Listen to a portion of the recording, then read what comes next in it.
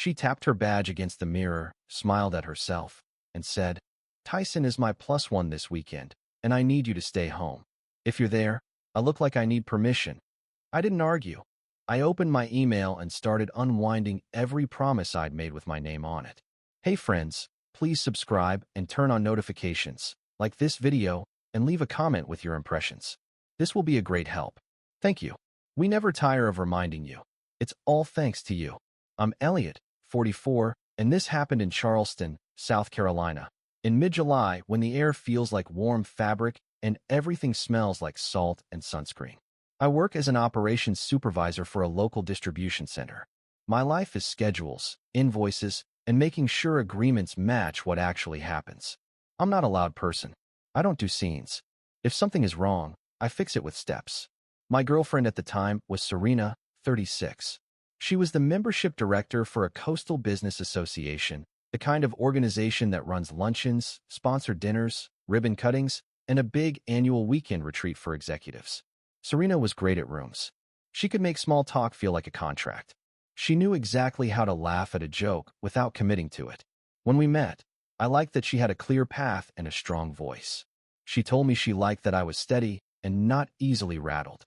We had been together a little over 3 years and rented a small 2-bedroom townhouse in West Ashley.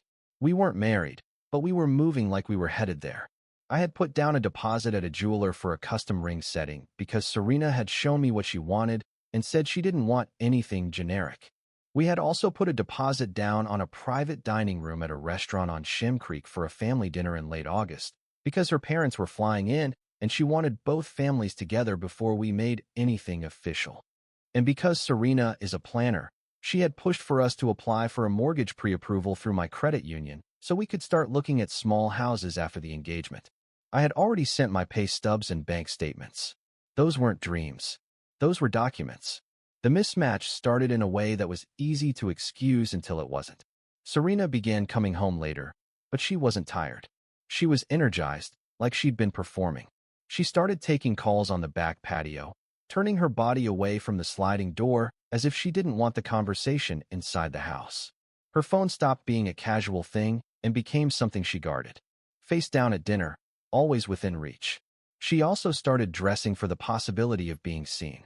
A quick office day became a full outfit with a blazer. A grocery run became jewelry and perfume. When I complimented her, she smiled, but the smile felt like it was for her reflection, not for me. I tried to be reasonable. Her job was event-heavy. Summer was peak season. I didn't want to become suspicious just because her schedule got busy. Then the receipts showed up, and not because I went looking.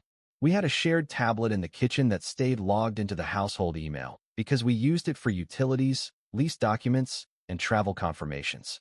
One Thursday night, I picked it up to pay the water bill, and a notification banner slid across the top of the screen. New invoice, Harborline Retreat Weekend, sponsor package. It wasn't unusual for Serena to get sponsor invoices. That was her job. But the email preview line underneath made my stomach tighten. Attendees, Serena W. plus Tyson K. Tyson was her ex. I knew that name because Serena had mentioned him more than once over the years. He was the "we're still friendly" ex. The "we share contacts" ex. The "it's a small city" ex. I didn't love it, but I never told her who she could speak to. Adults can have a past. The present is what matters. I tapped the email, not to snoop, but because it was already on the screen and I needed to clear it to get to the water bill. It opened to a clean invoice PDF from the resort where the association held their annual retreat. It listed a sponsor package, 1 room, and 2 weekend badges. The invoice was addressed to the association, but the attendee names were right there. Serena W. and Tyson K. I didn't scroll any further. I didn't need to. My heart didn't race.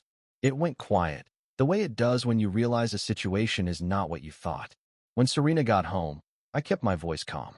"Hey," I said. "Is the retreat weekend coming up?" She set her bag down and gave me a bright smile. "Yeah. What?" "I saw an invoice preview on the tablet," I said. "Harborline Retreat Weekend." It listed attendee names. Her smile flickered. "Oh, that's just admin stuff." "It listed you and Tyson," I said, steady. The air in the room shifted. Serena exhaled like I was making her late for something. "He's involved this year." "Involved how?" I asked. She walked to the fridge, opened it, and stared inside like an answer might be in there. He's sponsoring part of the weekend through his firm. It's professional. Are you going together? I asked. Serena shut the fridge and finally looked at me. It's not like that. That phrase is always a warning. It's not like that. It's exactly like something. I stayed calm. Are you sharing a room? Her eyes narrowed. You're interrogating me. I'm asking because an invoice with your name and his name came through our household email, I said. And my credit union is currently processing our pre-approval. She rolled her eyes, irritated now. You always bring up money and paperwork like it's some weapon. It's responsibility, I replied. She didn't answer my question. She went to the bedroom and started changing clothes, ending the conversation by leaving the room. The next day, she acted like nothing was wrong. She texted me a heart emoji at lunch. She asked what I wanted for dinner. She played normal, but her suitcase appeared in the corner of the bedroom, half open, and she was selecting outfits like she expected photos. Friday evening, she finally said the part she had been avoiding. She stood in front of the mirror, smoothing the front of a dress. She checked her badge lanyard like it mattered. Then she looked at me through the mirror and said, So, about this weekend. I leaned on the doorway. Okay. She spoke fast, like she wanted to get it out before I could react. Tyson is my +1. He's bringing me as his guest. It's a sponsor package. It's good visibility for me. I kept my voice level. You're going to a weekend retreat as your ex's guest. It's professional, she said, sharper. And I need you to not make it weird.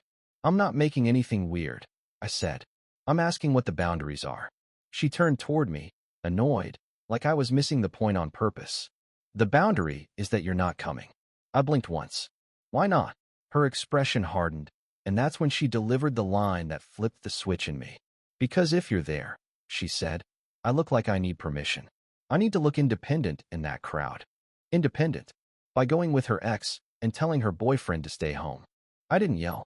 I didn't insult her. I just let the words settle. So you want me invisible, I said, so you can look unattached. Serena scoffed. You're twisting everything. This is about my career. It's about respect, I replied. She grabbed her phone and glanced at it, already distracted. Please don't do a whole emotional thing. I'm leaving early tomorrow. I nodded once. Okay, have a safe weekend. She paused, suspicious. That's it, I said. Her shoulders loosened with relief, like she had successfully managed me. Good. She went back to packing, humming softly, like she had won something.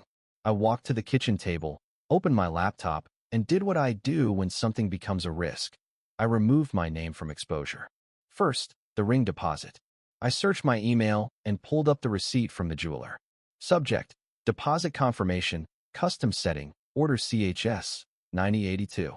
The policy was simple, refundable within 10 business days if production had not started. Production began only after final approval of the design rendering. Serena had postponed the final approval appointment twice because she couldn't decide. We were on day 8. I called the jeweler right when they opened Saturday morning. Low Country Jewelers, a woman answered. This is Nadine. Hi, I said. I need to cancel an order and request the deposit refund. Order CHS, 9082. Nadine verified my name and asked if the final design approval had been signed. I told her the truth, no. All right, she said. We can cancel and initiate the refund today. It returns to the original card in 5 to 7 business days. I'll email confirmation. The email arrived while I was still holding my phone. Subject, cancellation confirmed. Refund initiated, CHS, 9082. Receipt number 1. Second, the private dining room deposit for the family dinner. I searched for the contract. The restaurant had a clear cancellation window. Full refund if canceled more than 14 days out, minus a small administrative fee. We were still within the window. I emailed them. Subject, cancellation request, private dining reservation, August 24th. I included the booking number and asked for written confirmation and refund timeline. They replied within an hour. Subject, reservation canceled. Refund processing, 7 to 10 business days. Receipt number 2. Third, the mortgage pre-approval. Our credit union loan officer had emailed asking for one final authorization signature from Serena to run an updated verification. My documents were already in their system. My credit was already involved. I wasn't going to keep building a financial future with someone who wanted me hidden. I wrote a short message. Subject, pause joint pre-approval application. Please pause the joint application immediately. No further actions or credit activity without my written authorization. The loan officer replied the same day. Subject, application paused, confirmed. Receipt number 3. Then I handled the shared accounts the clean way. We had a joint savings account labeled house. I did not drain it. I did not retaliate. I turned off my automatic transfer and took screenshots of the balance and recent transaction history for my records. Then I emailed Serena from my personal email address, so it was timestamped. Subject, shared savings contributions paused. I paused my automatic contributions today. We can reconcile and split the balance fairly after refunds and shared bills are finalized. Short, calm, written. Now the lease. Both our names were on the townhouse lease. We had 4 months left. Renewal wasn't signed yet, but the landlord had already sent a renewal offer with a deadline. Renewal required both signatures. That mattered. I emailed the property manager. Subject, lease renewal, non-renewal notice, and tenant release process. I stated I would not be signing a renewal and asked for the process to remove a tenant if the remaining tenant qualified independently. I also requested written confirmation that a renewal could not be executed with my name unless I signed. They replied with a form and the standard language. Release requires approval. Both tenants remain liable until processed. Receipt number 4. By Saturday afternoon, the paperwork was clean. Now I needed a clean exit. I found a month-to-month furnished studio through a local housing service used by traveling professionals. Deposit paid. Agreement in my name only. I chose a place across town because distance helps boundaries stick. Then I packed. I packed only what was clearly mine. Clothes, personal documents, my work equipment, tools I owned, the small things that were obviously mine from before we lived together. I left the couch and the TV. I left the kitchenware. I didn't want to fight over objects. I took photos of the townhouse condition, floors, walls, appliances, each room, because I've seen too many deposit disputes turn into accusations. Photos are quiet truth. On the kitchen counter, I left a single note. Serena, I moved out today. I will pay my share of rent through the end of the current lease term unless a tenant release is approved. I will not sign a renewal. Please communicate by email for lease and financial logistics. No insults. No long speech. Just facts. Serena left Sunday morning for the retreat. At the door, she said, "Don't make this messy." "I won't," I replied. And I meant it. She came back Monday night. My phone lit up with calls. I let them go to voicemail. Then texts came in fast. "What is this note? Where are you? You're acting ridiculous." Then an email. Subject, "You can't just leave like this." I replied once, because adults keep things in writing when emotions spike. Subject, "You can't just leave like this." I moved out. I'm not continuing the relationship. Lease and shared financial items can be handled by email. That was the first confrontation. The next day, she showed up outside my workplace. She stood near my car, arms crossed, face tight with anger. "You actually left," she said. "Yes," I replied. "Over a retreat weekend," she snapped. Minimization. "It wasn't the weekend," I said. "It was what you said. You told me you needed me invisible." She scoffed. I was stressed. "You're making it sound worse than it was." Blame came next. "You always take everything personally. You don't understand my industry." I kept my voice calm. Respect is not industry specific. Then the insults. "You're rigid. You treat everything like a contract." I didn't bite. "Email only for logistics," I said. Her face shifted and the tears arrived, fast and sharp. "I didn't think you'd actually do it. I thought you'd cool off." "I believed what you said," I replied. "And I chose peace." She stared at me, waiting for an argument. I didn't give her one. "I'm going inside," I said. "Please don't come here again." After that, she tried 3 separate contact attempts. First attempt, an unknown number called late at night. The voicemail was her voice, softer now, saying she was scared and needed to talk. I blocked the number. Second attempt, email. Subject, "I didn't mean it like that." She wrote a long message trying to rewrite her words, claiming Tyson was only a sponsor connection and the weekend was purely professional. She asked to meet to clear everything up. I didn't debate. I created a filter that routed her messages into a folder labeled Serena Records. Third attempt, an intermediary. A coworker of hers messaged me saying Serena was not doing well and asking if I could at least give her closure. I replied once, "Please don't get involved," and ended it. The consequences happened without me doing anything beyond stepping away. 5 business days after my call, the ring deposit refund hit my bank exactly as the confirmation said it would. The private dining deposit refunded next, minus the administrative fee. I saved each confirmation email and each bank notification because that's what keeps things clean. Serena ran into the real-world consequences she couldn't talk her way out of. The property manager emailed both of us about the tenant release paperwork. Subject: tenant release, income verification needed. Serena tried to keep the townhouse alone. Her salary was solid, but a large portion of her compensation included seasonal bonuses tied to membership drives. Without my income on the lease file, the property manager required a higher deposit or a qualified cosigner. Serena emailed me asking if I would just stay on the lease until the end of the year to keep her costs lower. I refused in writing and reminded her I would pay my share through the current term, but I would not extend my obligations. Then the social embarrassment arrived, the exact thing she thought she was avoiding by hiding me. She posted a photo from the retreat weekend, name badge visible, smiling in a lobby. Someone commented a joke about Tyson. Someone else asked where I was. The post disappeared within a day. A mutual acquaintance later told me the part Serena never said directly. Tyson didn't treat her like a priority. He introduced her around when it benefited him, then spent the rest of the weekend attached to someone else's table. Serena came back with bruised pride and fewer allies than she expected.